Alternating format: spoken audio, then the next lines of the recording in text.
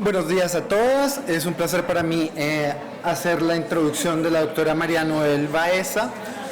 Tengo también la obligación de procurar que nos ciñamos a los tiempos para iniciar, pues, hacer un breve esquela de su larga trayectoria. Es directora regional de la ONU Mujeres para las Américas y el Caribe desde el 2009. Desde el 2023 y 2024 ejerció como directora ejecutiva del Proyecto Global de Generación e Igualdad. Ha trabajado para la Oficina de las Naciones Unidas del Servicio para Proyectos. Tiene una amplia trayectoria en puestos de liderazgo y de gestión a nivel global y regional de la ONU. Entre ellos, pues, como mencioné anteriormente, la Oficina de Servicios. También cuenta con una amplia experiencia en el Ministerio de Relaciones Exteriores del Uruguay, de donde es originaria. Tiene un máster en, perdón, lo voy a leer para evitar cualquier tipo de error. Políticas Públicas de la Universidad Johns Hopkins. Y es doctora en Derecho y Ciencias Sociales de la Universidad de la República del Uruguay. Muchísimas gracias por acompañarnos el día de hoy y le doy paso. Muchísimas gracias. Estos 45 minutos. 45, wow. No sé si me escuchan. Sí. Muy buenos días a todas y todos. ¿Están despiertos? Sí. Bueno, más me vale. Bueno, muchísimas gracias a la Fundación Carolina por haberme invitado y es un honor para mí estar en este curso nuevamente de la Universidad Complutense aquí en esta hermosa ciudad de El Escorial, de San Lorenzo del Escorial. La verdad que es un tema complicado, mujeres, liderazgo y agenda de desarrollo. Eso fue lo que me dieron como tema. Pero bueno, uno siempre dice lo que quiere, ¿no? Hay muchas cosas que voy a decir que tienen que ver con esto y otras que sí quiero, no contestar, pero reaccionar un poquito con lo que se ha dicho en estos días, ¿no? Voy a hablar en tres partes. La primera es una pequeña introducción y luego la situación actual de los liderazgos de las mujeres, tanto a nivel global como regional, en nuestra región, América Latina y el Caribe. Y luego la importancia de los liderazgos de las mujeres para avanzar los compromisos internacionales y los compromisos nacionales también que los países tienen. Y en tercer lugar, recomendaciones desde la humildad de ONU Mujeres. Bueno, primero quiero decirles que la característica más importante del liderazgo de las mujeres en este mundo, en este momento, es ser tercas. Tenemos que ser muy tercas, porque ¿por qué digo eso? Porque se va materializando, lamentablemente, el retraso. Ya no es riesgo de retraso, ya es realidad. Milei eliminó el Ministerio de la Mujer en Argentina y eliminó todas las instancias que tienen que ver con la respuesta a la violencia contra la mujer. Pero yo soy muy terca. No me quiso ver cuando estuve en Argentina, tampoco me vieron altas autoridades, pero me vieron las provincias. Y logramos algo maravilloso, logramos una unión entre las provincias, todas las distintas entidades de género y estamos trabajando maravillosamente bien. Y luego me vi con el canciller y me vi también con la directora nueva de Derechos Humanos, muy amiga de la hermana de Milei, de la cual pudimos tener un desencuentro con encuentros. Ella quería votar la declaración de la CSW, y yo le dije de ninguna manera. Over my dead body. Nadie va a votar esa declaración, la vamos a aprobar por consenso. Y pudimos llegar a un encuentro. A pesar de las diferencias, pudimos llegar a un encuentro y a ese consenso. Y otra cosa fue ser inteligente en los procedimientos. Porque le dijimos, vos decís todo lo que quieras después que se apruebe la declaración. Y después que termine la CSW, en el último día, que ustedes saben, la CSW es la Comisión del Estatus Jurídico y Económico de la Mujer, que es todos los años. Este año fue la número 69 y se festejó los 30 años de la declaración más visionaria de los derechos de las mujeres, que es la Declaración de Beijing. Y bueno, y así fue. Ella el viernes hizo su descargo, cuando ya todo el mundo se había ido, nadie lo escuchó, pero por lo menos lo hizo. Y lo importante es que se sumó al consenso.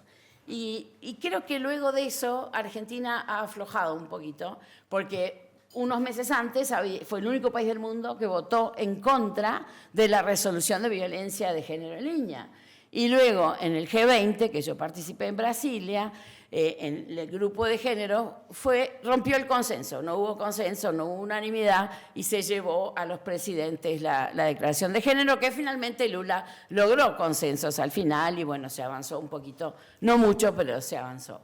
Vamos a ver qué pasa en la CELAC en noviembre, porque bueno, importa lo que se diga en estas cosas. Pero sí, yo soy muy terca, porque cuando veo que hay atisbos de retrocesos, actuamos desde ONU Mujeres. No solo la oficina local, sino la oficina regional, porque tengo que proteger a las oficinas locales, porque el arma que tienen los países es la declaración de persona non grata, ¿no? Entonces le acabo de escribir al presidente de Ecuador, porque hay un retroceso muy grande en el Código de la Democracia, donde se elimina la presentación de candidatos paritarios a los binomios y se elimina también las sanciones contra la violencia de la mujer. Entonces eso no puede ser, porque esos son retrocesos muy grandes. Y lo mismo está pasando en Panamá. El presidente de Panamá resolvió eliminar el Ministerio de la Mujer, 0.04% del presupuesto. Nada, era tan micro que no se veía. Y lo degradó a una secretaría. Por supuesto que tengo una cita con él y bueno, me va a escuchar los argumentos. Pero lo que les digo es que ya no es más narrativa, sino que está pasando, ¿no?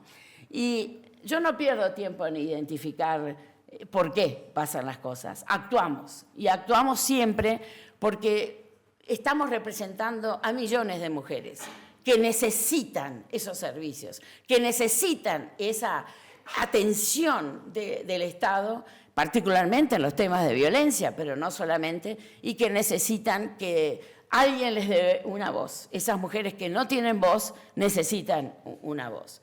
Por eso soy terca. Y soy terca también porque pertenezco a un organismo intergubernamental, como es ONU Mujeres. Perdón por mi voz sexy, pero tengo una gripe. Y como represento a un gobierno, a una organización intergubernamental, tengo que ser respetuosa. Pero hasta el 31 de agosto, porque después me jubilo y no voy a respetar más nada, no me voy a callar más nada. Pero sí es importante que pensemos que al ser intergubernamentales necesitamos buscar nichos de acción, y siempre los hay. Hasta en Argentina, como les decía, el nicho de acción que encontramos fue trabajar con las provincias, donde viven millones de mujeres que no son atendidas y que no tienen servicios.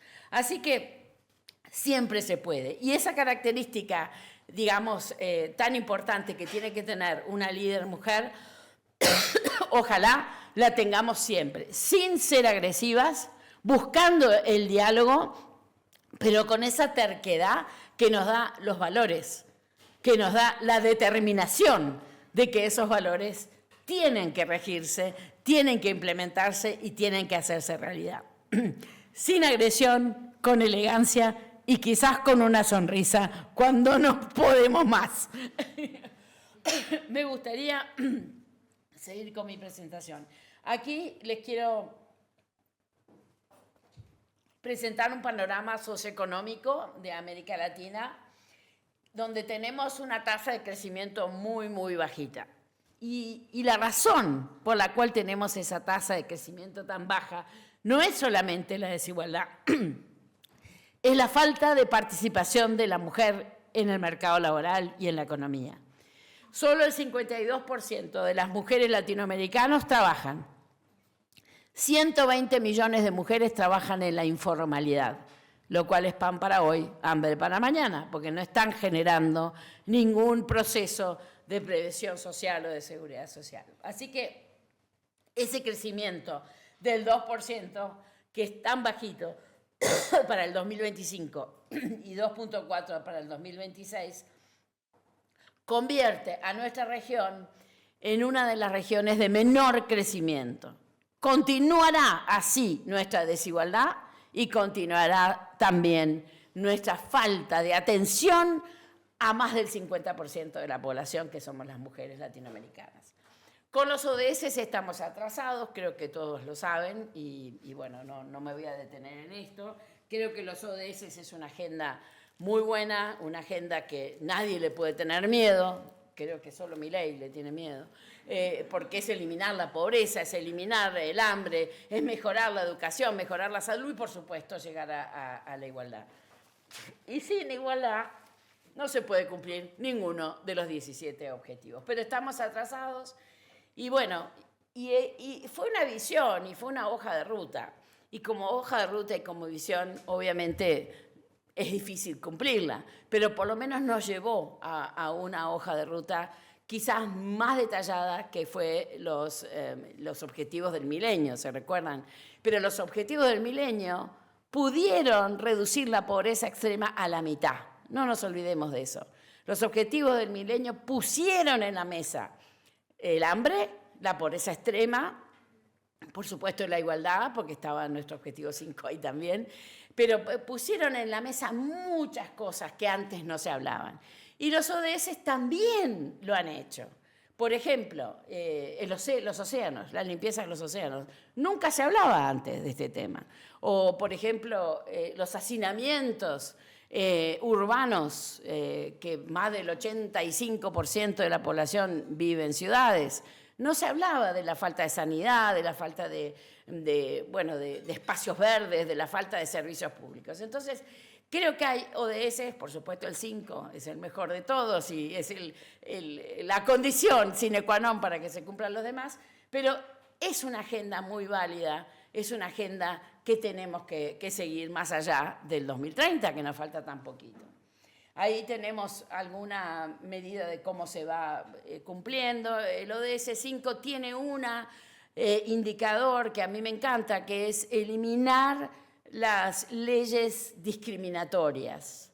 Y en eso vamos, en eso vamos. Había leyes que decían que la mujer no puede abrir una cuenta de banco cuando está casada si no es con el marido. O, por ejemplo, no puede tener tierra, no puede tener tierra, un título de tierra, si no es con el marido o con el padre. Se han eliminado una cantidad de leyes. Hemos tratado de eliminar 104 leyes en América Latina y en el mundo más de 1.500. Entonces, ahí vamos. Ojalá que este indicador se cumpla. Y otra de las cosas maravillosas que pasó con el ODS 5 fue poner al trabajo no remunerado como un trabajo. Y eso nos dio pie, en el caso de mi oficina regional, que estoy hace 5 años, de fijar una prioridad, que fue el cuidado. Establecer que el cuidado sea una realidad en todos los países de América Latina, que haya un sistema de cuidado, que haya una gobernanza del sistema de cuidado, que haya certificación para las cuidadoras, para los millones de cuidadoras que trabajan en la informalidad y a veces son semiesclavas, como hemos visto en la pandemia. Y bueno, para mí ese fue el objetivo, que puede tocar a millones de mujeres en nuestra región que lo necesitan. Bueno, la violencia, como saben muy bien, en mi región es un tema terrible. Son casi 4.000 personas, mujeres que mueren por año solo por el hecho de ser mujer. En México eran 11, ahora son 9. Ha habido acciones que han rebajado un poquitito, pero la presidenta Sheinbaum se ha puesto como objetivo eliminar la violencia contra la mujer. Creo que va a ser muy difícil en 6 años, pero por lo menos está poniendo los recursos y está poniendo el accionar del Estado, además de crear un Ministerio de la Mujer, la Secretaría de la Mujer, por primera vez en México, ¿no? Esto representa 11 mujeres por día que mueren, ¿no? Es terrible. Es terrible en América Latina y es terrible en el mundo. Y lo que es más terrible es que se está dando esta violencia desconsiderada y esta violencia encarnada contra las mujeres que actúan en política, cada vez más. Y como lo decía la presidenta Bachelet, eso también está haciendo que las mujeres ya no quieran participar en política. Entonces, de esa baja participación que tenemos, 32.5% de mujeres en los parlamentos, 15% solo de mujeres alcaldesas. Claro, algunas fueron alcaldesas importantes, pero 15% es bajísimo. Y 32% de mujeres en los consejos locales de administración, que muchas veces son consejos importantísimos, otras veces son menos, porque son electas pero no tienen presupuesto. Bueno, y aquí les pongo la participación laboral, como les decía, es muy baja en nuestra región, pero así y todo es una de las más altas en el mundo, porque en África y en los países árabes es todavía menor. Pero bueno, mal de muchos consuelo de tontos, para mí no va. Ese 52% tenemos que subirlo. Tenemos que romper esa brecha y lograr que las mujeres por lo menos tengan un 70% de participación laboral activa. Y tenemos que lograr, en esta revolución tecnológica, que haya más mujeres en tecnología, no siendo programadoras, no siendo ingenieras programadoras, pero en todos los trabajos de la pirámide de la revolución tecnológica. Mil disculpas. Y también tienen que saber que la brecha salarial sigue siendo entre 22 y 24% con los hombres. Esto significa las mujeres que trabajan y cobran sueldo, cobran un sueldo menor a igualdad de trabajo, que son las menos. Porque, como les decía, hay 120 millones de mujeres que trabajan en la informalidad. Y esto tiene que ver también con la seguridad social. Porque cuando esas mujeres se retiren, obviamente su jubilación va a ser menor. Bueno, a mí me gusta hablar de los cuidados siempre. ¿Por qué? Porque creo que es el gran tema que tenemos las mujeres. Y lo vivimos todas las mujeres, nosotras, ustedes, las mujeres de bajos recursos, las mujeres de los pisos pegajosos, como les llamamos nosotros. Esa verdad que nos nutre todos los días, que es la división sexual del trabajo, nos han obligado a hacernos creer que estamos en este mundo para cuidar. Yo soy madre, a mí me encanta y me encantó cuidar a mis hijos. Pero si yo no hubiera tenido ayuda, no hubiera podido tener una carrera. Y mis hijos están orgullosos de mí. A pesar de que yo no estuve siempre con ellos, ¿no? Y logré superar la culpa, a pesar de que no estuve siempre, estuve con ellos en los momentos más importantes. Y ellos sabían que yo estaba ahí para ellos. Me acuerdo que en el terremoto de Haití, que al otro día yo me fui a Puerto Príncipe, mi hijo tenía un examen. Y entonces hicimos el examen juntos, antes de ese examen, para hacer a ver cómo le iba a ir, lo hicimos por Skype. En esa época había Skype. Y en la mitad hubo una réplica de terremoto y se cortó la luz, obviamente.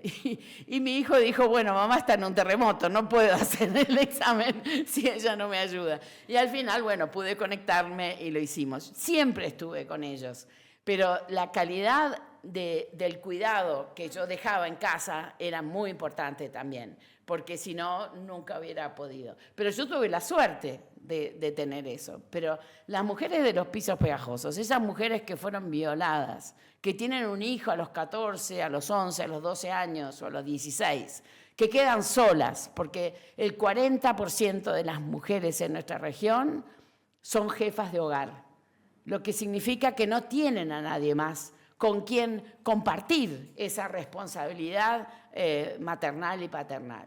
Entonces, ¿cómo hacemos con esas mujeres si no hay un sistema de cuidado que le permita dejar a sus niños, a sus adultos mayores, a sus discapacitados, al cuidado de otro, en este caso el Estado, la comunidad, el sector privado?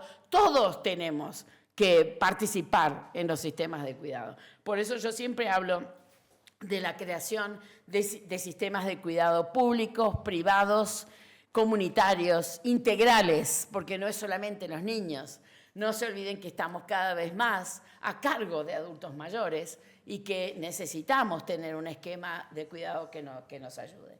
Y esto es un poco lo que les quería decir. El trabajo no remunerado representa en nuestra región, en algunos países más, en algunos países menos, entre un 20 y un 25% del Producto Bruto de la región.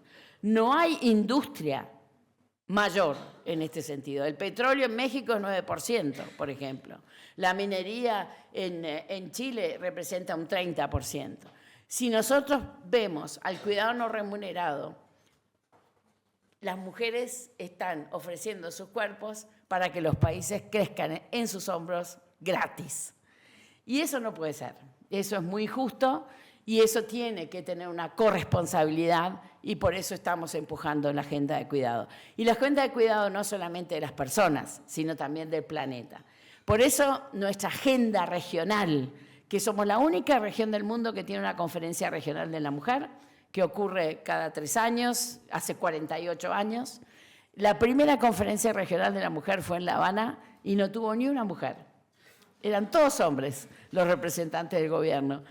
Pero un gran visionario como fue Enrique Iglesias, como es Enrique Iglesias, el ex secretario ejecutivo de la CEPAL, dijo, vamos a hacer una conferencia regional de la mujer sin ni una mujer. Hoy en día les puedo decir que no hay casi hombres en la conferencia regional de la mujer. La próxima va a ser en México del 12 al 15 de agosto en la Ciudad de México y estamos muy contentas de que así sea. Pero hace 48 años hay una agenda regional de la mujer que gracias al movimiento feminista, gracias a las académicas feministas, gracias a los estados, gracias a los esfuerzos de todas y a la conexión de todas, podemos decir que nuestra región tiene una sólida agenda regional de género que desde hace unos años fijó su objetivo en el tema de los cuidados. Así que este año también vamos a tener esa fijación en la parte de cómo financiar los sistemas de cuidado, que eso es lo más importante para nosotros. Bueno, así que les quería contar eso y bueno, estamos más o menos unos 16 países de la región que están recibiendo asistencia técnica nuestra para generar un sistema de cuidado, una normativa, una gobernanza del sistema, un costeo del sistema, porque es una inversión, no es un gasto, es una inversión que hay que hacerla y es una inversión que se devuelve una vez que están trabajando con un sistema apropiado, ¿no? Y ahí también hay otra cosa importante, que es darle dignidad a las cuidadoras. Las cuidadoras son millones de mujeres que trabajan en silencio, en la informalidad, que no tienen seguro social, que no tienen seguro médico, que no tienen contratos. Necesitamos que sí lo tengan y que tengan preparación. Muchas veces estas mujeres maravillosas no han terminado la escuela. Hay que darle la posibilidad de que tengan la dignidad de una certificación. Y eso estamos logrando en varios países. Que tengan una certificación después de una formación. Ustedes saben lo que representa para ellas. Tengo un certificado. Una mujer de 50 años que nunca tuvo acceso a educación y que va a poder tener un contrato formal y va a poder pagar impuestos también. Porque eso también es importante. Porque eso sirve para que el sistema de cuidado tenga esa inversión, ¿no? Quisiera pasar a la segunda parte de mi presentación, que es la situación actual de los liderazgos de las mujeres en el mundo y también en nuestra región, ¿no? Aquí les pongo un mapa de la política en el mundo. Por supuesto que no lo van a leer, pero sí les puedo decir que hay muy poquitas mujeres en puestos ejecutivos, solamente el 11% de los líderes del mundo son mujeres, de los líderes políticos. Y a pesar de muchos avances que ha habido o que uno percibe que hay avances, seguimos estando subrepresentadas a nivel político. Y la verdad, yo ya estoy indignada con eso, porque cada vez más uno ve en la televisión, las cumbres, no hay mujeres. Cada vez más vemos trajes de hombres decidiendo sobre el mundo, decidiendo sobre nosotros. Y allí quizás hay un traje rojo, un traje blanco, y decir, bueno, es una mujer. Pero bueno, es muy poquito. Y eso hay un retroceso también. Yo extraño mucho a la señora Merkel, porque ella sí tenía fuerza para confrontar, ¿no?, con los demás líderes. Pero al 1 de junio de este año hay 31 mujeres que desempeñan como jefas de Estado de gobierno, 7 en nuestra región, y al ritmo actual tenemos que esperar 130 años para llegar a esa paridad. Yo no tengo paciencia para esperar a 130 años, Así que seguramente me voy a ir a Uruguay a hacer política en algún momento. Bueno, pero también datos que hemos recopilado muestran que a nivel global las mujeres representan un 22% de los miembros de gabinete dirigiendo ministerios que lideran en áreas políticas. Porque una cosa es ser ministra de Educación, de Salud, de la Mujer, y otra cosa es ser ministra de Finanzas. Entonces ahí tenemos esa diferencia que es importante mencionarla. Y como les decía, solo 15% son alcaldesas, ¿no? Y bueno, y las carteras importan, ¿no? Las carteras donde están las mujeres, que bueno, las 5 carteras más ocupadas son Ministerio de la Mujer, Familia, Infancia, Inclusión Social y Protección Social, pero cuando no tienen presupuesto. Porque cuando los Ministerios de Desarrollo Social tienen presupuesto, se lo dan a un hombre, eso se lo aseguro. Y cultura también, cultura nos lo dan siempre, ¿no? Bueno, y ahí tienen a los trajes de los señores, ¿no? Esta fue la última reunión de la CELAC, y bueno, la señora, la presidenta de la Unión Europea nos salvó, la única mujer en ese momento, pero bueno, también la presidenta de Honduras, la primera ministra de Barbados, etcétera, ¿no? La próxima cumbre va a ser en noviembre en Colombia. Bueno, otra de las cosas es los escaños en los parlamentos, ¿no? Nos está costando mucho avanzar. Y permítanme contarles una anécdota. Yo soy uruguaya y nosotros apoyamos a la ex vicepresidenta Beatriz Argimón a la redacción de la ley de paridad, y hubieron 2 senadoras que la pusieron, la siguieron en las comisiones y todo hasta que llegó al pleno de la votación. Y hubieron 2 senadores que votaron en contra, solo 2 senadores. Y con eso no se llegó al consenso, entonces la ley de paridad no pudo cambiar. Por suerte la vicepresidenta actual, la señora Cose, la va a poner en el piso también a votación, porque esos 2 senadores no fueron reelectos. Qué casualidad, ¿no? Hicimos algún movimiento ahí de mujeres para que estos señores sean apuntados diciendo: ¿cómo es posible que no voten la paridad? Y no la votaron porque decían: no, las mujeres no tienen experiencia, las mujeres no saben cómo funciona la política. Claro, la política sucia no sabemos ni queremos saber. Lo que queremos es cambiar la política. Queremos que las leyes que se pongan a discusión tengan que ver con nuestro cuerpo, con nuestra historia, con nuestras discriminaciones, con nuestras realidades. Y eso los hombres nunca lo van a poner. Pero bueno, ahí seguimos en nuestro país. En mi país, solo 21% de mujeres en el nuevo Parlamento. Es muy bajo. Por eso Uruguay tiene muchas cosas buenas, pero si tiene algo malo es que no tenemos mujeres representándonos en el Parlamento. Y eso pasa también en Costa Rica, pasa también en Chile, pasa también en Ecuador, pasa también en todos lados, menos en México, que decidió la paridad en todo. Y miren ustedes, tenemos una presidenta mujer maravillosa que está haciendo su política exterior de una manera asertiva y que ni siquiera Trump se mete con ella. Así que es maravilloso que podamos tener la Conferencia Regional de la Mujer en México y que ella la inaugure, ¿no? Bueno, ahí tenemos que son más o menos 35% el promedio de mujeres en los parlamentos en América Latina, porque México, Argentina y Bolivia suben el promedio. Argentina tuvo sus leyes de cuotas en los años 90 y recién ahora, después de 15 años, llegó a un 48%. No sé qué va a pasar en las próximas elecciones, ¿no? Legislativas. Y bueno, México sí tiene paridad. Tenemos por primera vez 8 gobernadoras de los estados. En Argentina no hay una sola gobernadora en las provincias y en Brasil son muy poquitas también, son 6. Entonces, con este nivel vamos a demorar 40 o 50 años en llegar a la paridad. Y otra de las cosas que a mí me encanta es la política exterior feminista. No solo porque vengo del servicio exterior de mi país. Yo cuando me presenté fuimos 2.000 candidatos, entramos 20 y éramos 4 mujeres.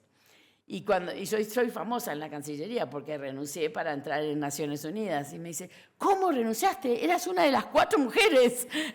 Pero ahora cambió la realidad. Ahora hay muchas más mujeres, pero todavía no llegan ni siquiera al 9% las mujeres embajadoras. Pero a mí me impresionó que en Francia es igual, en Francia es 11%. En España no sé cuánto es, pero también es bastante bajo. Y entonces vemos que el mundo necesitaba esa voz de la política exterior feminista, no solamente para mirar hacia las cancillerías y decir, bueno, es la hora de las mujeres para que sean embajadoras, para que puedan dirigir la política exterior, sino también para transversalizar los temas de la mujer en todo lo que hay. Miren, hay 40.000 mandatos que tiene la ONU.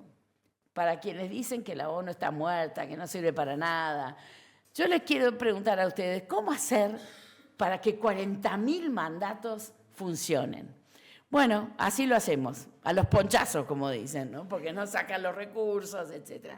Pero de esos mandatos, los gobiernos, cuando nos representan en las sesiones de la ONU, en las sesiones de la FAO, en las sesiones de cualquiera de los organismos, tienen que tomar las riendas de lo que necesitan las mujeres para salir adelante. Porque tiene que ser una política de Estado, porque nosotros no somos un grupo vulnerable. Como decía Rebecca Greenspan, somos un grupo vulnerado en nuestros derechos. Y eso no puede ser. Tenemos que cambiar esa historia y depende de nosotros. Y depende de nosotros que pongamos en los discursos a los presidentes esas líneas que cambien la acción de política exterior. A mí me encantan los discursos de Sánchez porque es uno de los pocos en la Asamblea General de la ONU que habla de las políticas de género, que menciona a las mujeres. Nosotros hacemos un escrutinio de los 190 países, de lo que dicen los líderes, y solo 6 o 7 mencionan a las mujeres. Uno de ellos es el presidente Sánchez. Por eso es tan importante lo que se dice en estos foros, para que el país demuestre la integridad y la integración de toda su población. Y, por supuesto, esa integración que debe ser interseccional, porque si hay algo que tiene mi continente es esa riqueza de mujeres indígenas, afrodescendientes, mujeres con discapacidad, mujeres maravillosas de LGTBIQ+, que verdaderamente están aportando a la sociedad, y eso debería reflejarse, por supuesto, en las políticas públicas. En el ámbito multilateral, según los datos que tenemos, 43% de los puestos internacionales fueron ocupados por mujeres en el 2023, excluyendo organismos con mandato vinculados a las cuestiones de mujeres, como es la CEDAW, la Comisión de Eliminación de todas formas de discriminación. Si sacamos lo que es la CSW, la CEDAW, etcétera, baja a 36%. Nunca hubo una secretaria general mujer de la ONU. Ojalá que el año que viene sí tengamos una. Tenemos candidatas excelentes. Una de ellas estuvo aquí. Y luego también presidentas de la Asamblea General fueron solo 4. Ahora tenemos Alemania, que presentó una mujer como presidenta de la Asamblea General, o sea que ahora estamos muy contentas por este gran logro, ¿no? Solamente el 7% de mujeres son representantes permanentes en Naciones Unidas. Son muy poquitas las embajadoras mujeres. Hay algunas networks que se hicieron, algunas redes que se ayudan entre ellas, y hay de todos los continentes, pero son muy pocas cuando vemos, ¿no? Y bueno, ahí están los secretarios generales. Mi preferido siempre ha sido Kofi Annan, porque verdaderamente él habla. Y por supuesto Ban Ki-moon, que creó ONU Mujeres, ¿no? Que propuso la creación de ONU Mujeres, que fuimos un resultado de 4 organismos que se integraron, ¿no? También les quiero contar cómo están las mujeres en las fuerzas de paz. Nosotros tenemos 150.000 tropas en el mundo, los cascos azules que le llaman, y había 72.000 efectivos en el año pasado, porque han bajado mucho, porque hemos salido de algunos procesos de paz, y de eso solo había 16% de mujeres. Y quiero contarles que esos contingentes de mujeres que vienen de diversos países son muy efectivos, porque consiguen información, de inteligencia mucho más efectiva para acercarse a la población, para defender a la población y proteger a las mujeres, sobre todo, de la población. Y por supuesto, el 1% del total de todas las fuerzas son mujeres, el 1%. Como siempre digo también, el 1% de la adquisición de bienes y servicios en América Latina, que representa el 15% del Producto Bruto, el 1% del procurement de los países, lo ganan empresas de mujeres, 1%. O sea, donde miremos estamos bajas. Pero eso es bueno, porque somos tercas y vamos a subir. Lo único que tenemos es la subida. Tenemos que seguir luchando para eso, ¿no? Bueno, por supuesto, la resolución 1325, que ya se habló aquí, que es una resolución icónica porque nos permite tener planes de acción para cambiar cómo mira el país la seguridad nacional, la seguridad internacional, la seguridad ciudadana y cómo mira a las mujeres en los procesos de seguridad, tanto militares como policiales. Nosotros hemos tenido intervenciones de apoyar a 14 países a realizar sus planes de acción en la región. Cuando yo llegué había solo 2 países que tenían planes de acción y estamos muy orgullosos de eso porque como ha habido estallidos sociales, como ha habido problemas de mantener esa paz social de parte de los efectivos policiales en especial, pero también ha habido violaciones a las mujeres, mujeres que quedaron ciegas, en el caso de Chile, en el caso de Bolivia. Entonces, ese tratamiento a las mujeres es fundamental que tenga una mirada de mujer, una mirada de género, y en eso estamos formando policías, formando carabineros, formando policías de frontera, para que miren cómo tratan a las mujeres de manera diferente. Lo mismo hicimos en Panamá, cuando la crisis migratoria en el Darién. Y bueno, eso intentamos también dentro de la 1325. La 1325 no es solamente para un proceso de paz luego de una guerra, sino también para los estallidos sociales o los problemas sociales puedan tener una mirada de género diferente, ¿no? Otro de los temas que para mí es fundamental contarles es cómo están los liderazgos de las mujeres en los temas que tienen que ver con el clima. Este año es muy importante para la región. En noviembre tenemos la 30 COP que va a ser en Belém do Pará, en Brasil. Y ya obtuvimos del gobierno una directiva de preparar un día entero de género. Entonces estamos en eso con el Ministerio de Medio Ambiente de Brasil, el Ministerio de la Mujer, para que haya un día entero focalizado en cómo afecta desproporcionadamente en las mujeres el cambio climático, ¿no? Pero hay un tema muy triste. Nuestra región es la peor del mundo para ser defensora del clima y de los derechos humanos. El año pasado hemos tenido 90 mujeres que han sido asesinadas. Este año ya vamos por 30. Lamentablemente Colombia es el país peor para ser una mujer que defienda los derechos de la biodiversidad, los derechos del territorio. Y en eso estamos apoyándolas, tenemos varios programas. Sobre todo, para mí, lo que más me interesa es esas redes de mujeres, redes. No se imaginan lo importante que es una mujer que está en el Chocó o que está en la selva profunda de Brasil, saber que tiene acceso a redes, a mujeres que están en toda la región y que están viviendo situaciones distintas, cómo las ayudan, cómo pueden salir adelante, qué es lo que han hecho. Y eso es lo que está, para mí, funcionando muy bien, porque tenemos esas redes montadas y funcionando y atendiéndose y protegiéndose también, porque ese es uno de los temas que tenemos que hacer, protegiendo. Bueno, una diferencia de lo que fue en el 2022, la COP27, hubieron solo 7 mujeres, jefas de Estado o jefas de delegación. Vamos a ver cuántas hay en Belém do Pará. Espero que haya muchas más, ¿no? Bueno, y otro tema que quisiera detenerme, que a veces las feministas hablamos poco, que es la relación con el sector privado. Nosotros tenemos, en ONU Mujeres, hemos creado conjuntamente con el Banco Interamericano de Desarrollo y el Global Compact, que es un programa global del secretario general para trabajar con el sector privado, hemos creado lo que llamamos los 7 principios de empoderamiento económico de la mujer. Sus siglas en inglés es WEPS, Women Economic Empowerment.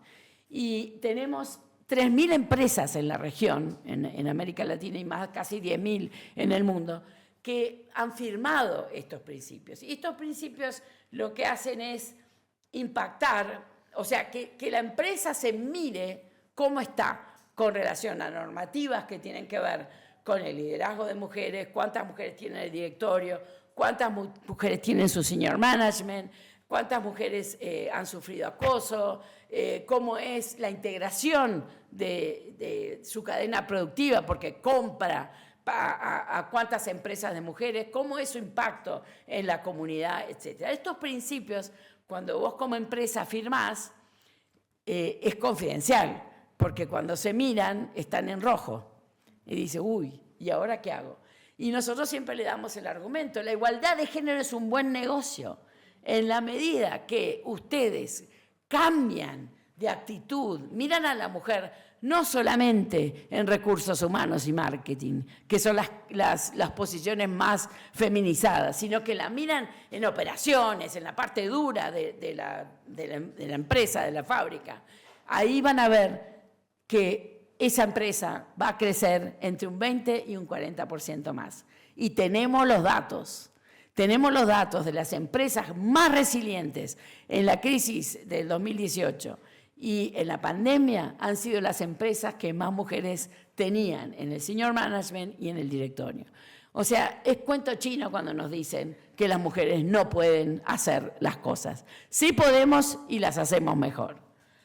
Así que bueno, estos principios nos hacen tener una relación muy cercana también con el sector privado, para convencer al sector privado que cree empleo de calidad para las mujeres, que abra sus puertas a las mujeres si quiere crecer más, si no quiere ser un dinosaurio, porque cada vez más las millennials compran con conciencia, miran cómo está organizada esa empresa, ¿verdad? Ustedes que son millennials, no compran así nomás, sino que compran sabiendo si esa empresa viola el medio ambiente, si esa empresa no trata a las mujeres. Entonces, bueno, si vos como CEO de la empresa, porque son todos hombres, solo el 6% de las empresas tienen CEO mujeres, de las empresas de Fortune 500, ¿no? Son mujeres. Entonces, ¿qué pasa? Tu producto no va a ser comprado si no entendés qué es lo que quieren las mujeres, si no mirás las necesidades de las mujeres, obviamente que tu producto va a ser dejado de lado. Entonces, si no querés ser dinosaurio, invertí en mujeres. Bueno, acá dice que el Banco Mundial dice 4% de mujeres son CEO. En realidad nosotros estamos haciendo análisis y llegamos casi al 6%, pero no es nada. Quiere decir que 94% sigue siendo, dirigido por hombres, ¿no? Aquí tenemos las buenas prácticas. Yo siempre menciono Noruega. Noruega decidió hace 6 años que el 40% de los directorios de todas sus empresas, públicas y privadas, tenían que tener mujeres. Demoraron 5 años en llegar. Y esas empresas tienen 40% más de valor de mercado y han logrado hasta un 40% más de utilidades. Entonces, eso es un ejemplo muy claro. El único país en América Latina que tiene una normativa de este tipo es Panamá. Y Panamá la tiene también hace 5 años, pero ha llegado a un 19%. Y lo que me dicen los empresarios es que no hay mujeres preparadas. Y yo me mato de la risa. Le digo, bueno, yo te traigo una lista de 50 mujeres panameñas preparadas, mucho más preparadas que vos, que no le dan oportunidades, ¿no? Así que esas peleas también las doy con los empresarios. ¿Y por qué termino con esta recomendación 40 de la CEDAW? Porque esta recomendación se aprobó el año pasado. Y la ilusión de esta recomendación es la paridad en todo, en la política, en el sector privado, en el tercer sector, en todos lados. fue promovida por Francia y por México, y es acelerar, innovar y movilizar los esfuerzos de toda la sociedad para una participación igualitaria y para una participación inclusiva de las mujeres, ¿no? Una paridad 50 y 50, no queremos nada menos. Y también el foco prioritario en lo que es la inclusión de las nuevas generaciones, pues nosotros peleamos por las mujeres jóvenes también, ¿no? Y bueno, este horizonte para nosotros nos lleva a la democracia paritaria. Yo sigo insistiendo que la democracia paritaria es la solución. Las cuotas fueron muy lindas, pero son del siglo pasado, y como soy terca, me gusta la paridad. Me gusta la paridad porque significa que al fin podemos tener esa representatividad que la tenemos en la población y que necesitamos ejercer ese poder, esa fuerza y ese liderazgo para transformar las vidas, transformar la economía y hacer que nuestra región crezca de una vez por todas. Porque si no, no vamos a crecer, vamos a seguir con esos pequeños crecimientos de 2%, 4%. Nosotros hicimos un cálculo que si las mujeres participaran en la economía de nuestra región crecería en dígitos dobles, o sea, más del 11-12%. Y bueno, todavía no lo publicamos porque seguramente nos van a criticar, entonces tenemos que cuidar muy bien cómo lo vamos a decir. Estoy consultando con el Banco Mundial, con el BID y con la CAF para ver si lo podemos hacer juntos también. La CAF me agarró el guante, así que espero que podamos publicar algo así, pero sí tenemos que demostrarlo, porque yo estoy cansada de escuchar argumentos, ¿no?, que nos mandan de vuelta a la cocina, que nos mandan de vuelta a quedarnos calladas. Y yo siempre digo, cuanto más calladas nos quieran, más organizadas tenemos que estar. Y estar organizadas significa tener datos, significa tener estadísticas, significa demostrar con números, ¿no?, que parece que a los hombres les gustan mucho los números, los hombres que están en el poder les gustan mucho los números. Bueno, demostrar con números que la relación en el país del crecimiento va a ser distinta si hay mujeres. Bueno, yo quise traer también lo que pasó hace 30 años en Beijing, porque este año es la celebración de los 30 años de Beijing. Vamos a tener en la Asamblea General de Naciones Unidas de este año, que es la Asamblea General número 80, vamos a tener un segmento de alto nivel dedicado a la plataforma de acción de Beijing. Esperemos que sea, yo le llamo el speed dating, porque van a estar en una sala, los presidentes van a venir, van a decir sus compromisos y se van a venir. No va a haber una interacción, ¿no?, pero por lo menos van a venir y van a decir sus compromisos. En el año 2015 lo hicieron y vinieron 70 jefes de Estado. Esperemos que este año haya más, porque sí les quiero contar que para preparar Beijing más 30, nosotros hicimos un cuestionario bastante largo, como Secretaría de la CSW que somos, a todos los países del mundo. Y nos respondieron más de 180 países, y 169 países, perdón. Y de esos 169 países respondieron que sí están haciendo algo con relación a Beijing. Por eso a mí me gusta decir que a pesar de esos retrocesos, a pesar que hay algunos presidentes que gritan contra la igualdad, contra el género, hay 169 países que están trabajando de manera silenciosa, de manera oportuna, si se quiere, están trabajando para mejorar la condición de la mujer en sus países. Eso es muy importante. Después de 30 años se ha logrado eso, ¿no? La declaración de Beijing, como ustedes saben, fue aprobada en la cuarta y última conferencia mundial sobre la mujer. No ha habido quórum para hacer una nueva, por eso nosotros hicimos Generación Igualdad hace unos años, en la pandemia, para levantar un poco la abogacía con relación a los temas de mujer. Y México y Francia fueron los países que han promovido Generación Igualdad. Hemos tratado de que este tema de la igualdad esté en la palestra. Hemos calculado cuánto se necesita para llegar a la igualdad en el mundo. Son 360 billones de dólares por año. Le pusimos números a la plataforma de acción de Beijing. 360 billones de dólares por año, cuando tenemos 3 trillones de dólares que se gasta en gastos militares. O sea, y también una de las cosas que, bueno, ayer la señora Bachelet lo dijo, un F-16 vale lo mismo que todos los presupuestos de mujeres, ¿no? La igualdad entre mujeres y hombres es una cuestión de derechos humanos. Yo digo, es una cuestión también de ganar, porque toda la sociedad gana cuando hay una igualdad, y es un logro enorme de justicia social, además de un requisito previo para el desarrollo humano sostenible, ¿no? Aquí tenemos los 12 temas famosos de la Declaración y la Plataforma de Acción de Beijing. No me voy a detener, pues estoy segura que lo conocen. Y tenemos nuestra agenda común del secretario general que toma de Beijing, y hoy el liderazgo de las mujeres es una causa, mañana debe ser la norma. Él ha sido nuestro feminista en jefe porque ha hablado muy claramente que la igualdad de género es un tema de poder. Y que sea un tema de poder no se hablaba antes, pero es verdad, es un tema de poder. Y nosotras queremos el poder. Y lo queremos en pie de igualdad.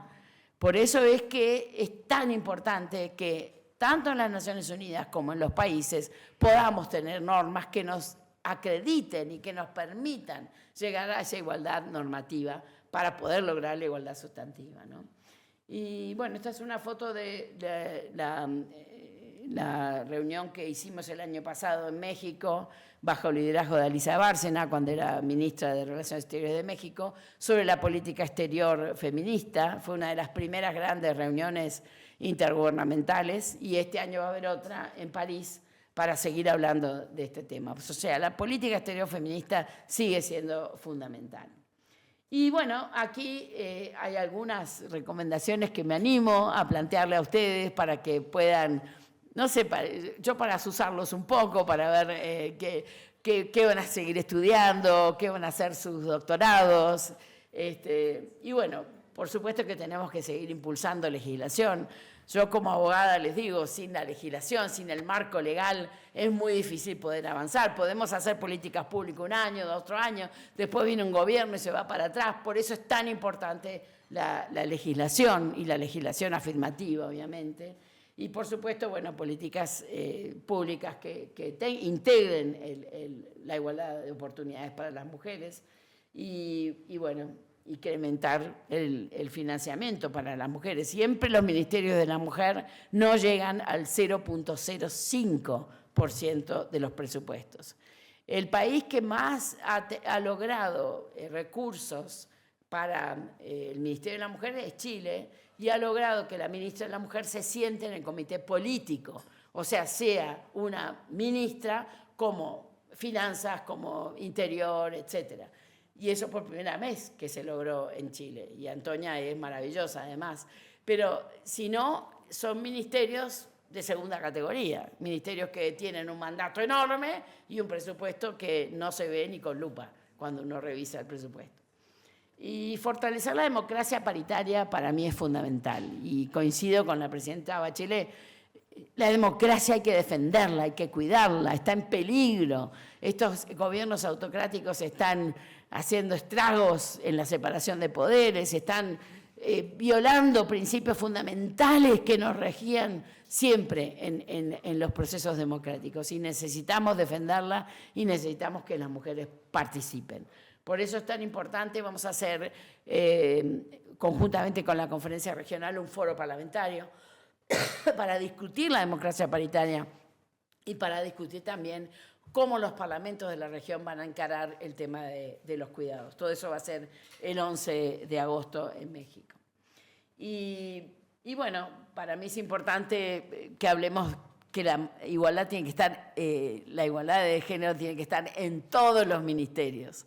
Eso es algo que me ha costado, que las oficinas de ONU Mujeres hablen con el Ministerio de Agricultura, con el Ministerio de Industria, con el Ministerio de Energía, con el Ministerio de Minas, con ministerios que son incómodos para nosotros porque no hablamos el mismo idioma. Y lo hemos hecho, hace 4 años que estamos en eso, y han salido proyectos muy bonitos y han incorporado redes de mujeres. Por ejemplo, hay una red de mujeres en energía que son muy poquitas, pero están trabajando en red. Yo creo que hacer que las mujeres trabajen y entiendan las realidades y compartan las discriminaciones que sufren para ver cómo afrontar, en eso ha sido muy importante. Todas las áreas deben estar, en todas las áreas deben estar las mujeres, ¿no?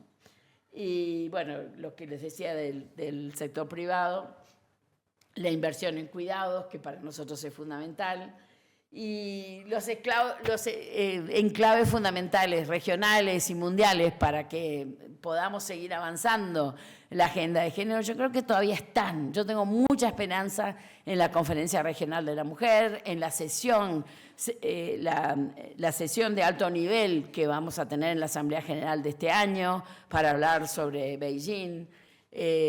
Yo tengo fe de que estos temas van a seguir y van a seguir por muchos años más.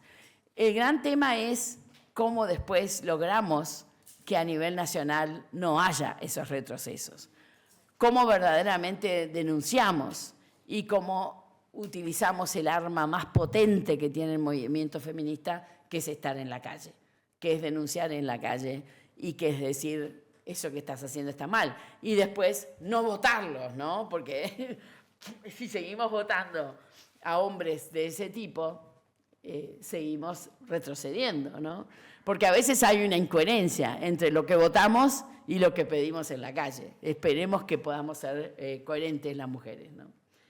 Y la importancia de los modelos rol. Para mí esto también es importante, no solo en la política, sino también en el sector privado, ¿no?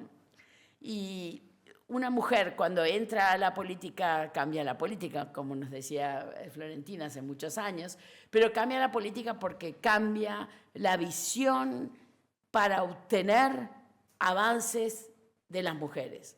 Por ejemplo, las leyes de eliminación de la violencia en América Latina, que tenemos 19, han sido aprobadas gracias a que las mujeres que las propusieron pudieron generar comisiones de igualdad interpartidarias. O sea, no fue un partido político, sino que fueron varios partidos políticos que se juntaron para presentar el proyecto de ley de violencia integral, ¿no?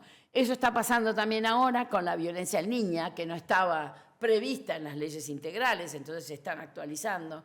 O, por ejemplo, en la autonomía económica, en la integración financiera de las mujeres, o sea, en varios temas, en el tema de cuidados también, en varios temas se está dando que las mujeres cruzan las fronteras partidarias y se juntan para verdaderamente estar juntas en un proyecto de ley.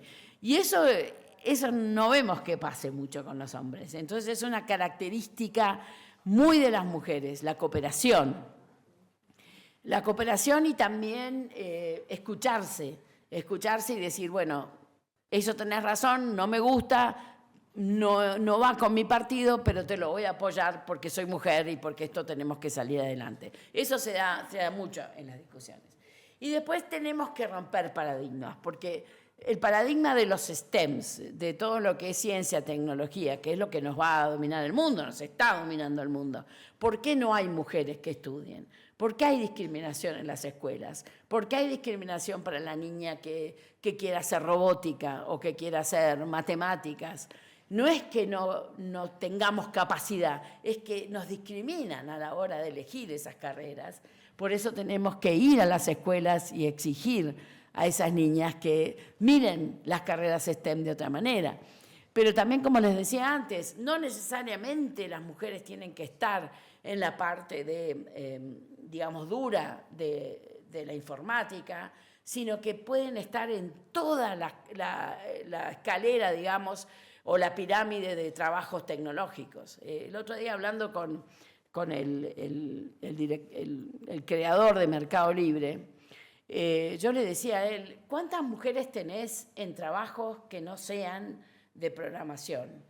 Y me dice, tengo 40% de mujeres, porque hemos hecho un esfuerzo de que haya más mujeres en la visión estratégica, en la apertura de mercados. Entonces, él trató de formar la empresa para que haya más igualdad, ¿no? Y él me decía, gracias a eso mi empresa tiene mucho más valor de mercado y hemos ganado mucho más dinero, porque la visión de hombre y mujer es maravilloso cuando se juntan y pueden trabajar en conjunto. O sea, él estaba convencido, porque yo lo iba a criticar, porque decía, tenés pocas mujeres. Y bueno, y claro, me mató el argumento, pero por supuesto que le dije, igual tenés pocas mujeres, tenés que aumentar las mujeres, tenés que aumentar los servicios a las mujeres y todo lo demás. O sea, hay voces que son silenciosas, que están haciendo cosas. Y también me acuerdo, una vez cuando vivía en Nueva York, nosotros el 8 de marzo tocamos las campanas de los Nazca y de las bolsas de valores en el mundo. El año pasado llegamos a 167 países para llamar la atención de la inversión con enfoque de género. Y estábamos en esa reunión que fue en Nazca en Nueva York y había un señor que hablaba que parecía uruguayo, pero tenía pinta de gringo. Entonces le digo, ¿vos sos uruguayo? Me dice, no, tomo mate, pero no soy uruguayo, soy gringo.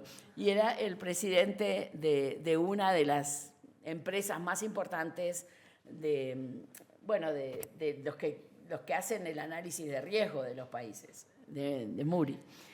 Y me dice, bueno, yo te quiero decir que hace 2 años que empecé a ver por qué había esa diferencia de salario entre hombres y mujeres cuando hacían el mismo trabajo.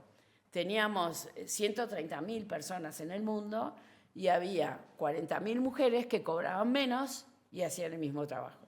Y demoró 2 años, pero logró esa igualdad salarial. Y después se iba a dedicar a que haya más mujeres en el directorio y en el senior management.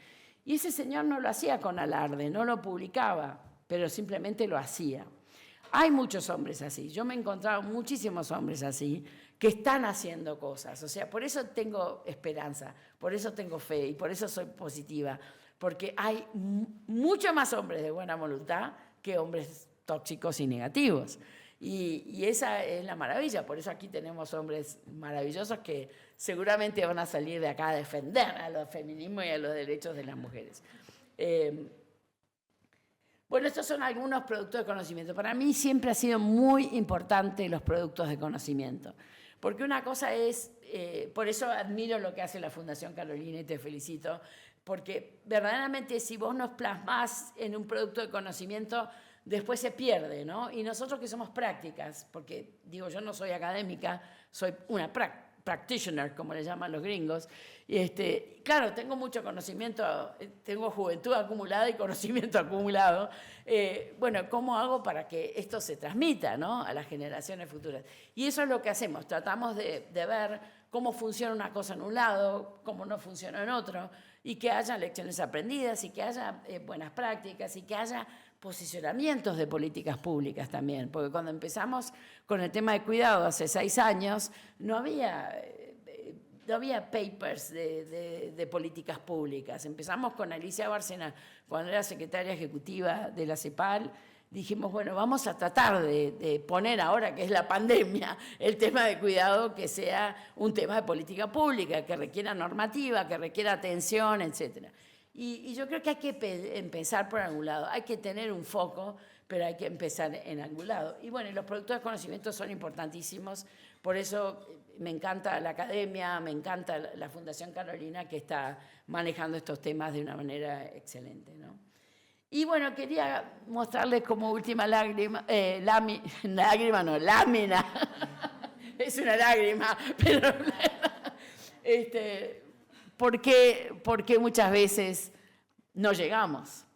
Y no llegamos por el tema del cuidado, no llegamos porque estamos a cargo de todas esas cosas, y los hombres no tienen nada adelante, ¿no? Tienen solamente, bueno, sus méritos. Y a mí me encanta porque muchas veces veo a hombres que se presentan a posiciones, y me acuerdo a uno que le pregunté, ¿y vos qué sabes de género? Y bueno, no sé nada, pero seguro que aprendo, porque no debe ser tan difícil.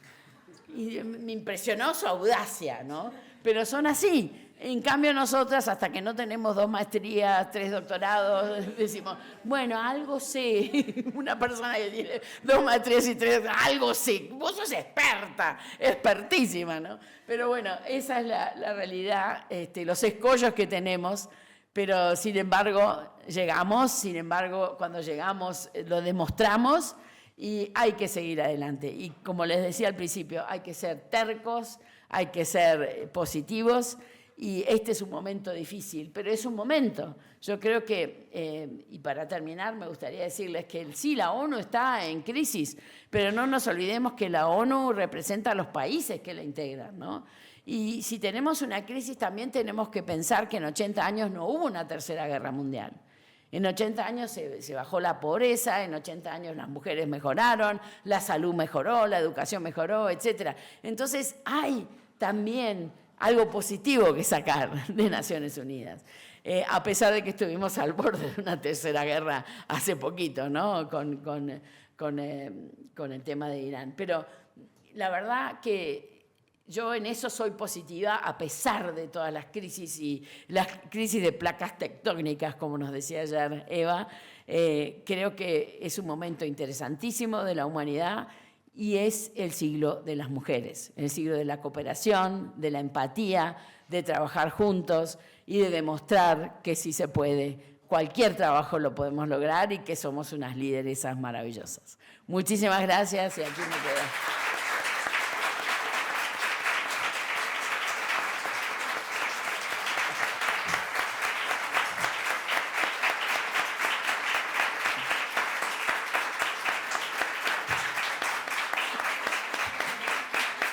Muchas gracias. Qué honor. María, muchísimas gracias por tu conferencia y creo que todas las personas aquí reunidas podemos dar también las gracias por tu terquedad. Vamos a abrir el turno de preguntas. Mantenemos la misma metodología que hemos llevado. Recogemos un grupo de preguntas, las contesta María y si es posible, pues podríamos volver a abrir si somos concretos en la formulación. El micrófono... Vale, perfecto.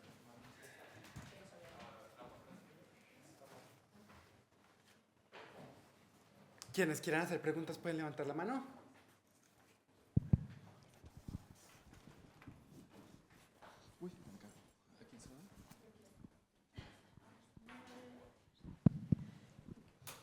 Hola, buenos días o buenas tardes, María. Muchas gracias. A mí me encanta siempre verte. Creo que una vez ya te vi en Santa Coloma de Gramenet, en Barcelona, sí. Y luego el año pasado en la ONU, en Nueva York, y ahora aquí. Y me encanta, siempre. Soy mexicana, tengo 2 preguntas. La primera es, que entiendo que propiamente no es la materia de lo que nos tiene aquí reunidas y reunidos, pero tú mencionaste un poco con los WIPs o los webs, ¿no? Sí. En temas empresariales, por ejemplo, aquí en España ya hay una normativa desde hace un tiempo que, pues sí, vincula a las organizaciones públicas, privadas y de sociedad civil a impulsar la igualdad laboral. En el caso de Latinoamérica vamos muy bajo en eso. Sí. La ONU ha tenido algún impulso. Por ejemplo, México tiene una norma, la 025, si no mal recuerdo, pero no es obligatoria. Y entonces se deja y se deja y se deja, ¿no? ¿Cómo están en eso? ¿Hay algunos diálogos, etcétera? Y la segunda, justo cambiando un poco la tesitura de la intervención, pues ya dije, soy mexicana, tú mencionaste aquí algunas flores para nuestra primer presidenta, sí. Que te agradezco mucho. No sé, desde tu mirada y toda la experiencia que tienes y el roce que tienes con líderes y lideresas y con los países también, ¿qué crees que ha cambiado, que cambió en México, a pesar de que seguimos pues siendo país puntero en feminicidios y en violencia de muchos tipos, ¿no? Un país con mucha trata, etcétera. ¿Qué crees que cambió a nivel social para que pudiéramos tener a la primera presidenta? Porque creo que como acotar el tema, decir, bueno, llegó por rebote porque era la heredera de... Es peligroso, es sensible, ¿no? ¿Qué crees que cambió? Por ejemplo, en España no están los números tan fuertes de violencia de género y así. y no se ha tenido una presidenta mujer, ¿no? Entonces, desde tu mirada y también hablando de liderazgo de mujeres, ¿cuáles pudieran ser como las cosas principales en el liderazgo de las mujeres que están teniendo estos cargos en Latinoamérica? Seré muy breve porque realmente este es un comentario, querida María Noel, solamente reconocer tu trabajo, tu labor, te lo dije ya en privado, pero también quiero reconocerlo públicamente porque has sido la voz de las mujeres en la ONU, en nuestra región durante 5 años, y quiero decirte además que yo creo que, al menos para mí y para muchas de las mujeres que estamos aquí, será siempre uno de los principales referentes en ese tenor. Así que muchas felicidades, Gracias. disfruta mucho. Muchas gracias. Disfruta mucho de tu jubilación, que la tienes muy merecida. Gracias por todo. Gracias, muchas gracias, qué amable. Gracias, María Noel. Bueno, nosotros conocemos de hace muchos años en la lucha, sobre todo también en temas de seguridad. Sí, la paz. Y ahí quería yo hacer un comentario también sobre el tema de empresa privada y que creo que puede verse en otros campos, porque nosotros desde Guatemala pues hemos trabajado mucho los temas de seguridad y seguridad privada. Y encontramos que hay preguntas que despiertan de repente la duda de por qué no emplear más mujeres, ¿verdad? Y en este caso, por ejemplo, en seguridad privada, empezamos a trabajar con las empresas y decirles, ¿y por qué no piden mujeres que trabajen en seguridad privada? Porque tienen que ser hombres cuando hay siempre pues en el registro, etcétera, siempre se necesitan mujeres. Entonces, esto nos llevó a pensar que a veces haciendo preguntas de por qué no se contratan mujeres en determinados campos, también abre la posibilidad.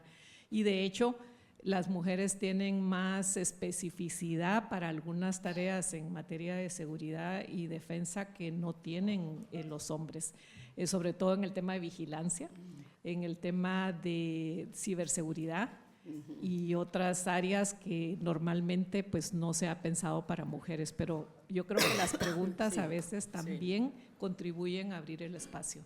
Sí, te voy a contar las experiencias que tenemos. Atrás.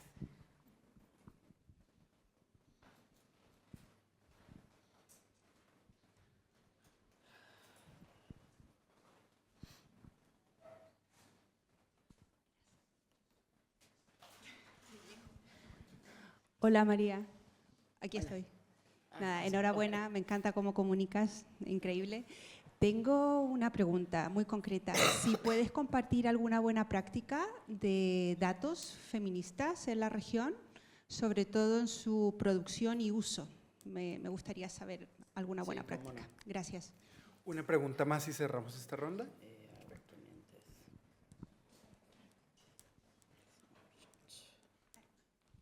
Gracias.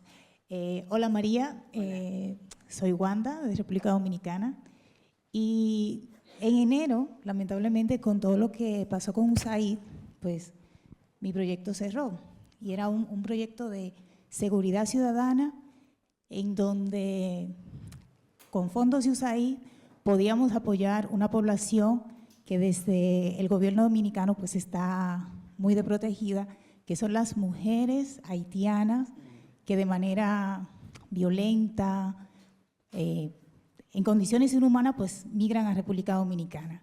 Entonces, ante ese vacío que ha dejado USAID y que lamentablemente proyectos como en el que yo estaba trabajando y veníamos pues apoyando a esa población, ¿qué opciones tiene pues ONU Mujeres?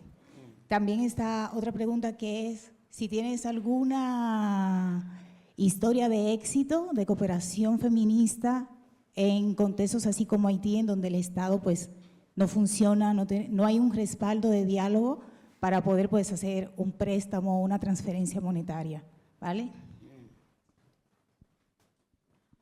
Bueno, muchas gracias por las preguntas y por las aclamaciones tan bonitas que me llenan de vergüenza y orgullo.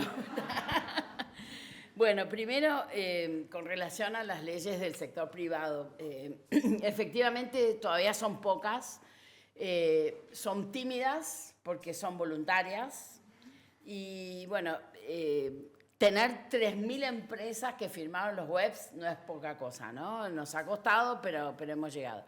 Y en mi diálogo con los CEOs, que son todos hombres, después de 2-3 años, ¿no?, que han aplicado los webs, yo veo que la empresa está cambiando. Por ejemplo, YPF, que es una empresa grande en Argentina dedicada al petróleo, ¿no? Y que hicieron el descubrimiento, se llama Vaca Muerta, que quizás han escuchado, que es el yacimiento más grande de petróleo y de gas de la región y creo que uno de los pocos del mundo. El presidente de YPF me decía, cuando empezamos, cuando lo convencí que firmara los webs, me dice, bueno, ¿y cómo hago para llevar mujeres a Vaca Muerta? Entonces le digo, bueno, llévame a mí y yo te digo. Entonces fuimos a Vaca Muerta, hacía un frío, nunca me voy a olvidar del frío que hacía. Hacía, no sé, 20 grados bajo cero. Y viven en contenedores, porque no hay un pueblo, ¿viste? No hay... Y le digo, bueno, primero, contenedores para mujeres, querido, porque esto de mezclar hombres y mujeres, no. Contenedores para mujeres que tengan especificaciones para mujeres, ¿no? Y segundo, los uniformes. Una mujer no puede tener el mismo uniforme que un hombre, porque los cuerpos son distintos, ¿no? Porque son 20.000 empleos que se van a crear. Y son empleos técnicos. Entonces no hay que ir a la educación primaria, hay que ir a la educación técnica, ¿no? Y claro, y ellos no habían pensado en ir a la educación técnica para estimular a mujeres, que hay que estimularlas desde la educación secundaria, etc. Bueno, entonces ahí empezamos y bueno, espero que el año que viene, cuando se lance, haya 10.000 mujeres ahí que ya están siendo preparadas para que asuman esos trabajos, ¿no? Pero digo, a él no se le hubiera ocurrido estas cosas, no es porque yo lo iluminé, sino que simplemente su propia gente le decía, mirá que tiene razón, la uruguaya, como me decía. Bueno, y firmaron y al año siguiente ganaron un premio, porque lo hicieron súper bien y bueno, se comprometieron, etc. Y ahí se fue creando una red de mujeres en energía, ¿no? Y se juntaron con la red mexicana de mujeres en energía renovable. Estas no eran renovables porque era gas y petróleo. Y ahí, bueno, se juntaron y empezaron a ver cómo hacer. O sea, para mí eso era maravilloso. Escuchar cómo las mujeres se intercambiaban y cómo se podían cambiar las leyes, ¿no? Ahora, los empresarios siguen siendo dinosaurios en América Latina, esa es la verdad. Siguen queriendo ganar y ganar. Y yo le decía el otro día, estuve con panameños que son muy dinosaurios, y yo les decía, pero escuchame una cosa, tu empresa va a dejar de existir, ¿no te das cuenta? Me dice, no, pero es muy caro poner mujeres porque hay que poner un lugar de lactancia, hay que poner un lugar de cuidados. ¿Cuál es lo caro? Le digo. Si el lugar lo tenés que apropiar y tenés que contratar 1 o 2 personas para que ayuden. ¿Qué es lo caro de eso? A ver, decime. Bueno, sí, tenés razón, no es tan caro. Pero bueno, hay que formarlas. Hay que formarlas cuando salimos 2 veces más de la universidad con doble maestría que estos zánganos que tenés acá, que no han terminado ni primaria. Entonces, o sea, como que todos los escollos que te ponen, siempre hay que buscar una respuesta. Pero sí hay otras empresas maravillosas, como Copa, que es una empresa panameña, que el líder la tiene clara, que si no tiene mujeres no va a salir adelante, y ha puesto mujeres pilotas y ha cambiado la estructura de las mecánicas que están también mujeres, porque también es el bullying que le hacen a las mujeres que entran, ¿no? Es tremendo. Me decían las chilenas, porque nosotros firmamos un convenio con el ministro de Obras Públicas para que haya mujeres obreras, porque no había. Entonces las formamos y hoy en día esas mujeres obreras eran 300. Después que pasaron un bullying, las trataban horrible, no las dejaban trabajar, etc. El empresario de la construcción se dio cuenta que con ellas gastaban menos materiales, eran mucho más detallistas en las finales, ¿no?, de obra, que son las más duras, y que eran mucho más responsables. Esa fue la realidad del resultado. Lo mismo pasó en la minería, también en Chile. Con una empresa hicimos un piloto las mujeres que empezaron a manejar los camiones esos enormes que valen $5 millones, pusieron un hombre y una mujer. La mujer era mucho más ordenada, cuando terminaba tenía su equipo bien, no tenían que gastar en autopartes porque no lo hacía con fuerza, sino que usaba la inteligencia. No es que los hombres no usen la inteligencia, pero son mucho más fortachones. En fin, pero los equipamientos hubieron que adaptar, los equipamientos para que una mujer tenga etcétera, ¿no? Entonces fuimos viendo por sectores y la verdad que yo me quise meter en los sectores más duros, porque es donde hay más trabajo, donde pagan mejor y donde no están las mujeres, ¿no?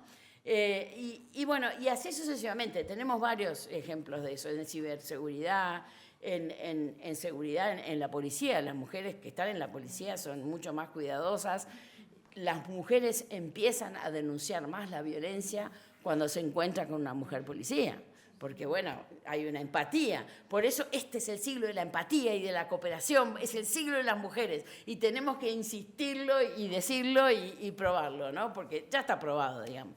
Pero digo, en muchos ejemplos, en muchas industrias, tenemos que hablar de eso, porque verdaderamente cambia la industria cuando entra la mujer. Así como cambia la política cuando la mujer entra en la política, también cambia la industria y la mirada de la industria cambia. Entonces, para mí es tan importante eso, y que haya más leyes, obviamente, para que sea obligatoria para los sector privado dinosaurio que tenemos en la región. Perdón, un pequeño comentario en eso que me parece importante que quede sobrevolando. El tema de las licencias por maternidad y paternidad. Sí, es otro tema. En América Latina es totalmente desigual y que genera una barrera de entrada enorme al sector privado. Y encima no la usan por el bullying que les hacen los otros. Ay, ahora te vas con tu mujer a darle de mamar a tu hijo en vez de estar acá trabajando. O sea, el bullying es total, pero también es muy irregular, ¿no? Como decís. Con relación a los datos, yo te quiero contar que tenemos un proceso hace 20 años que se llama el proceso de Aguascalientes. Aguascalientes es una localidad en México donde está la sede del INEGI. El INEGI es el Instituto Nacional de Estadísticas y Geografía de México, que sinceramente es el mejor de América Latina, es espectacular. Y con ellos empezamos a juntar los institutos de estadísticas y las entidades de género, y generar estadísticas de género constantemente. Y es un trabajo que se viene haciendo hace 20 años. Y nosotros tenemos un trabajo que hacemos todos los años que se llama Snapshot. Lo hacemos a nivel global y lo hacemos a nivel regional. Yo lo presenté en abril, está en la página web, y son todos los datos estadísticos que relacionan a la mujer que existen. Los invito a que miren la página web nuestra, ahí está todo el proceso de Aguascalientes de 20 años y también está el snapshot nuestro. Es una foto de cómo están las mujeres en todos los indicadores de los ODS, que para mí es muy importante, todos los indicadores, todas las industrias, todos los trabajos, y es importante mencionar eso, tenemos que estar en todos, así que bueno, eso está.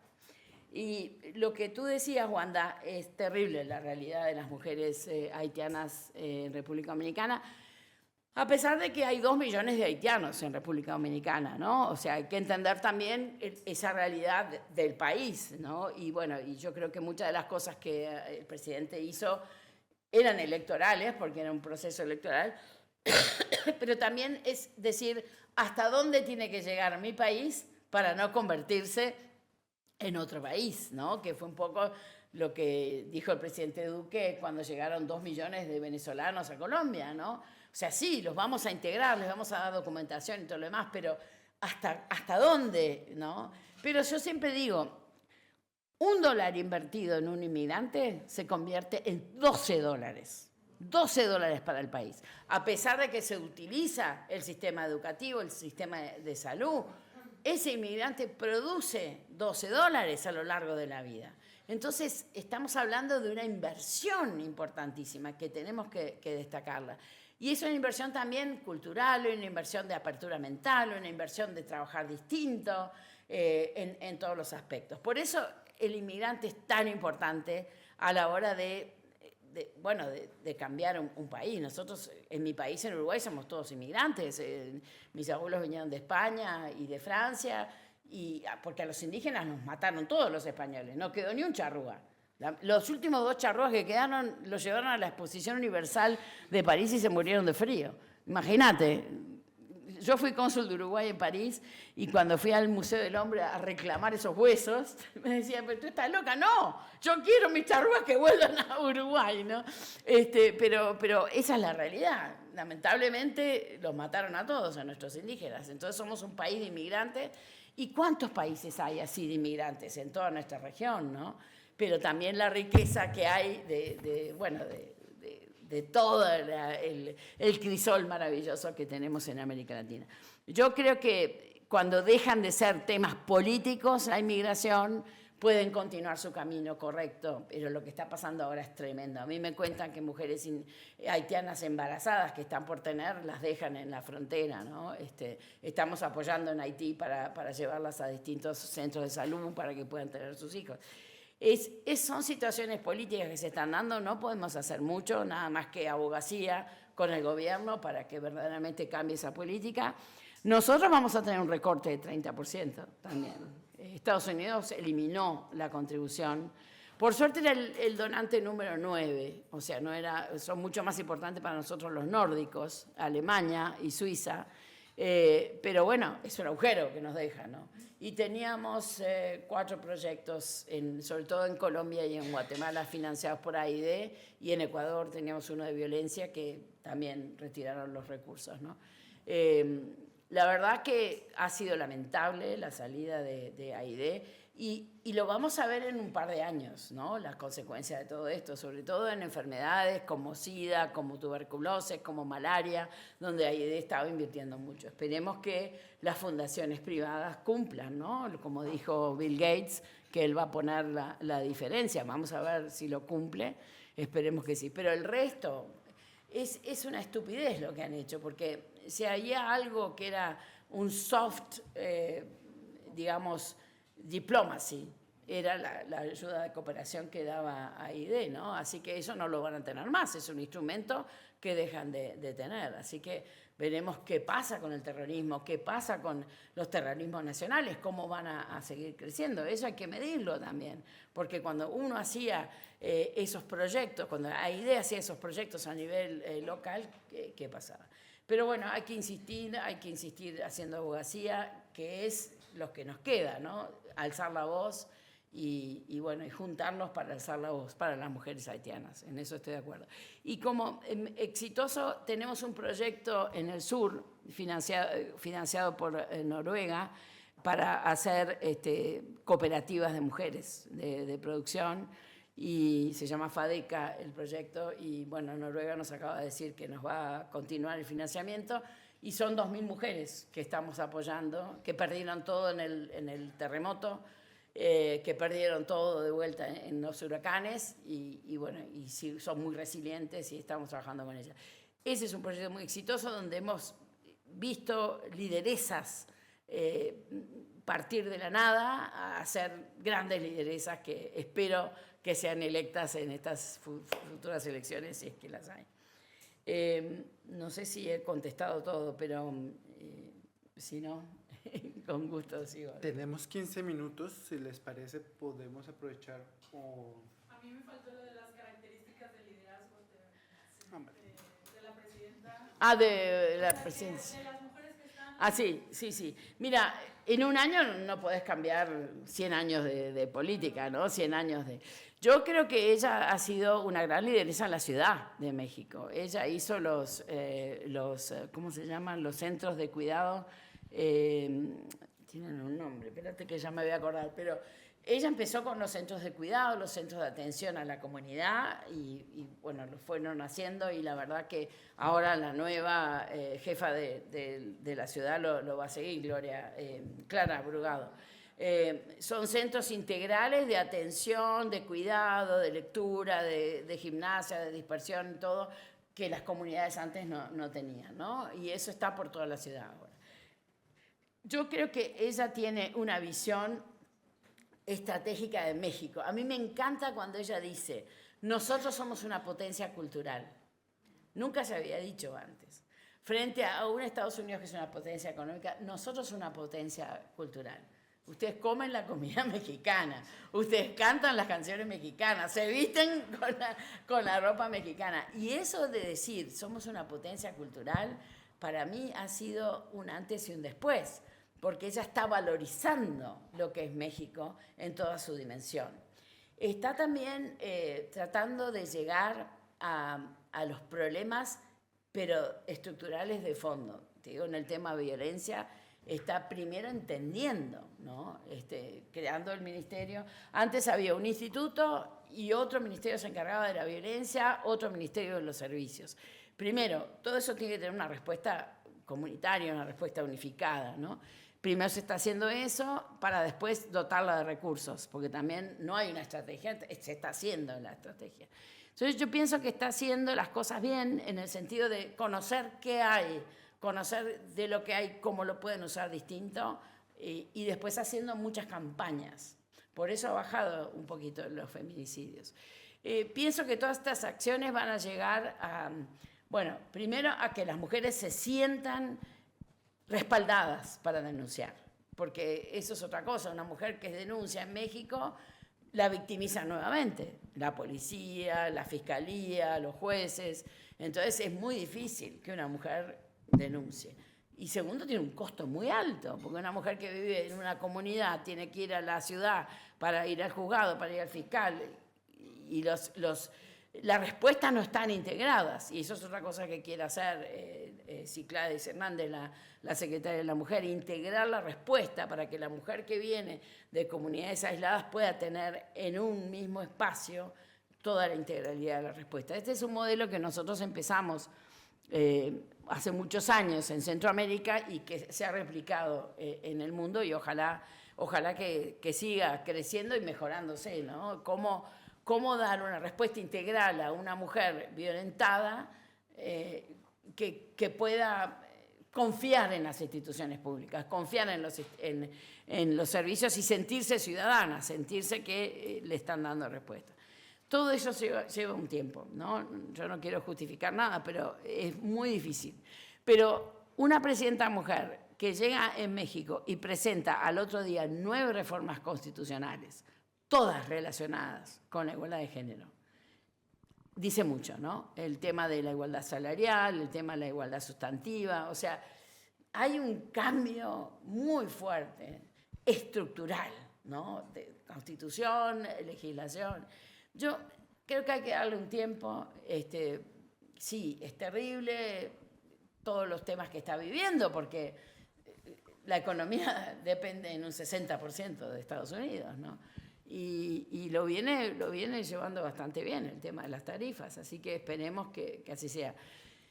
No sé, ojalá que el encuentro de ella con Trump sea una foto de esas como la que ayer hablaba la presidenta Bachelet, ¿no? Cuando ella se puso en el tanque. Simbólica, ¿no? Como fue la foto simbólica de la señora Merkel haciéndole hacia Trump. No sé si se acuerdan que fue en el G7 de Canadá. En fin, creo que ella lo está sorteando bastante bien. Y otra cosa importante, el diálogo con el sector privado mexicano. Ella se despegó totalmente de AMLO al poder dialogar con el sector privado, al escucharlos, y está haciendo eso, mucha escucha, es un estilo muy distinto. Y por suerte AMLO se fue a la chingada, como decía él. Era muy gracioso porque él decía que se iba a la chingada es el nombre de la finca de él. Pero la chingada en mexicano es me voy a la M, ¿no? Decía, yo me voy a la chingada, y se fue a la chingada y se cayó la boca, que eso es muy importante también, ¿no? Que no haya interferencias, obviamente que debe haber relación calladamente, ¿no? Pero eso es importante también para ella, para su liderazgo, para que sea asertiva. Yo ojalá que no me equivoque y que sea una gran lideresa y que pueda realizar cambios importantes en un país como México, que es la economía más importante de la región, y además sortear esta avalancha de no sabemos qué, porque un día es una tarifa, otro día es el canal de Panamá es mío, ¿no? O sea, sí, todo muy, muy loco. No sé si te responde. Pues nos quedan muy poquitos minutos, entonces tal vez abrir otras preguntas sea muy No, arriesgado. dale, animate. Si son muy breves, podemos hacerlas. Dale. Bueno, primero agradecerte que hayas empezado hablando de Argentina. Así Mis hermanos. somos tus hermanos. Así me dejas, me quedan 5 minutos más para esta tarde para hablar y no tener que contar toda la que estamos pasando. Terrible. No solo no tenemos UMAM a nivel de gobierno nacional desde 1983, desde que recuperamos la democracia, siempre habíamos tenido una institución, sino que además, como decías también, no es narrativa, sino que ya están avanzando sobre derechos adquiridos, como por ejemplo el cuestionamiento al agravante de femicidio, Sí. incorporado en el Código Penal, por ejemplo, ya se está discutiendo la posibilidad de eliminar la figura del femicidio. Ya se están limitando los alcances de la ley Micaela, que era la capacitación en violencia de género Para todo el Estado. Sí. para todos los estamentos del Estado, desde las rectores de universidad, desde los ministros, presidente, hasta la última persona. Bueno, ahora ya los mandos superiores no tienen necesidad, no están obligados a hacer capacitación en ley Micaela. Entonces, gracias por tener el estómago de reunirte con esta señora Petovelo, creo, supongo. Úrsula. Sí. En segundo lugar, también agradecerte que hayas mencionado a la doctora Florentina Gómez Miranda, Sí. porque es una referente que no es muy conocida fuera de Argentina y es una mujer que nos ha inspirado. Maravillosa, Maravillosa, una política maravillosa y con las ideas clarísimas a lo largo de toda su vida y una integridad política importante. Y la última cosa también que hayas traído a la mesa, el empoderamiento de las mujeres en STEM, no solo a nivel de formación, que es lo importante, que es lo más importante, sino también a nivel de trabajo. O sea, cuando el CEO de Vaca Muerta te decía de dónde la saco, yo pensaba en la cantidad de ingenieras que tenemos en Argentina que pagarían por ir a trabajar a Vaca Muerta, ¿entendés? De ingenieras, de petroquímicas, de egresadas de escuelas técnicas. Y yo digo, pero ¿cómo puede decir ese hombre de dónde la saco? Llévame a mí y te las muestro. Exacto. ¿No? Llévame a mí y te digo a dónde están. Por eso es tan importante las redes, porque las redes te traen enseguida. Mira, lo que pasa es que sí, hay que tener el estómago. Por último, si lo volvés a ver a Galperín, decirle que vuelva a Argentina si paga impuestos en Argentina. No se va a mover de Uruguay. No, mira, eso para mí, gracias porque evidentemente la voz de Argentina tiene que estar fuerte y yo trato de, como todo el mundo me dice, sos argentina por cómo hablo, dice, no, ellos hablan igual que nosotros. Ellos nos imitan. A mí me duele mucho lo que está pasando, pero como te digo, hay que mirar adelante los nichos que tenemos y por eso estamos trabajando con las provincias, ¿no? Para mí es importantísimo que tengamos esa búsqueda de ese nicho que sí se puede lograr, porque si no es una depresión, porque trabajar en la igualdad de género, yo te digo una cosa, si agarrás a varios psicólogos te van a decir, pero es deprimente tu trabajo, porque remás y nunca lográs, ¿no? Pero digo, no, al contrario, yo creo que es el mejor trabajo del mundo, porque podés convencer con una mirada, con una palabra y cambiar realidades de las mujeres. Y solo con la escucha, ¿no? Me acuerdo, nunca me voy a olvidar en mi vida, los ojos de las mujeres afganas cuando estuve en Kabul. Eran unos ojos de desesperanza, y eso que estuve cuando no estaban los talibanes. Y yo digo, ¿cómo hacemos para que estas mujeres tengan otros ojos de esperanza, ¿no? Y eran mujeres que hacía ya 4 o 5 años que nosotros teníamos en ese momento 100 centros de acogida de mujeres por la violencia tan grande que había, ¿no? Pero no podían salir de ahí, porque salían de ahí y la violencia era mucho peor para ellas, ¿no? Y yo pienso mucho, ¿dónde estarán esas mujeres ahora? Porque evidentemente el retraso fue terrible, ¿no? Pero tenemos que seguir luchando por esas mujeres, porque cuando vos ves esos ojos de desesperanza, no podés parar de hacer algo, ¿no? Por ellas.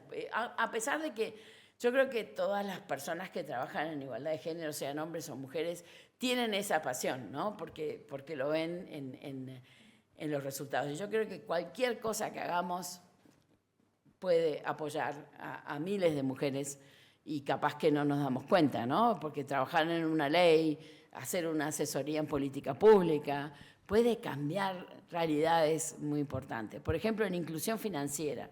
Yo participo en un foro que se hace todos los años que se llama Gender Lens Investment, GLI, es inversiones con lentes de género.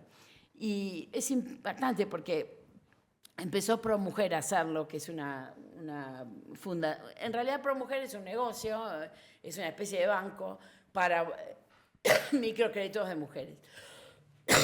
Y empezó hace unos años a juntar a todas las partes, quienes tienen proyectos, quienes tienen financiamiento, quienes pretenden tener financiamiento de impacto, y era una especie de popurrí, ¿no? Porque había de todo, pero era fantástico porque aprendías qué estaban haciendo ONGs para lograr inclusión financiera, o fintechs, ¿no?